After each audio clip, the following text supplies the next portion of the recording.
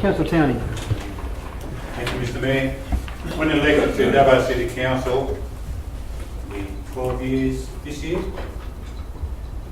I made a pledge to people that I'm there to represent all ratepayers and citizens within our boundaries.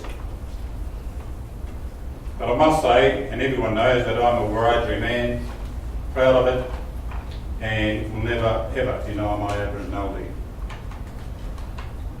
I've been talking to a number of our peoples, both in Wellington and in Dubbo, and not one agree that we should be amalgamated. The Wellington Aboriginal people do not want it, and the Dubbo Aboriginal people do not want it.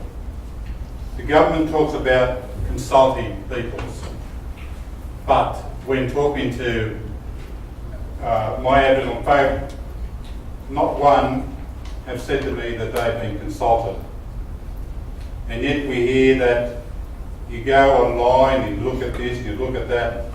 Well, let me say to you, there are many people within our community, including many of our Aboriginal folk, who are not connected to IT systems, and that is wrong. You can't say you consult people when and if you go and even talk to one or two. You need to be able to talk to a whole range of people. And the story goes on and on. So decisions are made without the proper way of consulting. And in my opinion, and sounds like the rest of the councillors, it is wrong. And I'm also concerned about, if it does go ahead, we will lose a number of positions within council, and that is not right either. I want to ask you, Mr Mayor, you may elaborate for me.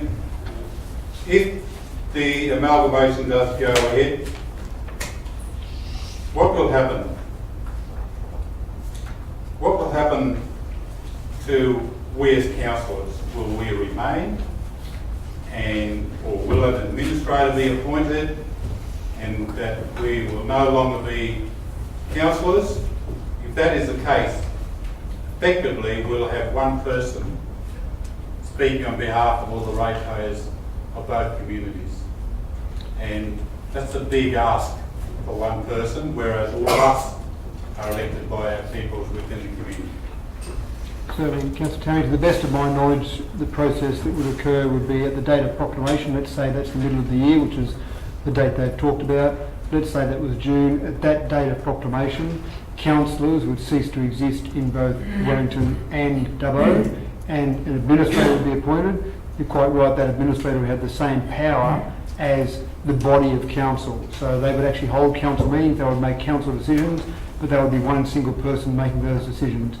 At this stage, they haven't made a definite decision, but they would probably be in place from, say, June this year through to March next year, when an election would be held for the entire new local government area. So for 9 months, you would have a single person in charge, and that single person wouldn't be answerable to the community because they weren't elected by the community, but that person would have the same power as his body of council. So that's the basic understanding as I would have it.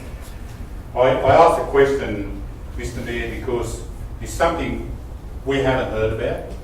It's something that our ratepayers are not aware of, and they need to be aware that if this goes ahead, that's in all probability what will happen, and we will have one person running the council. Yeah. Yep. Thank you, Councillor Towney.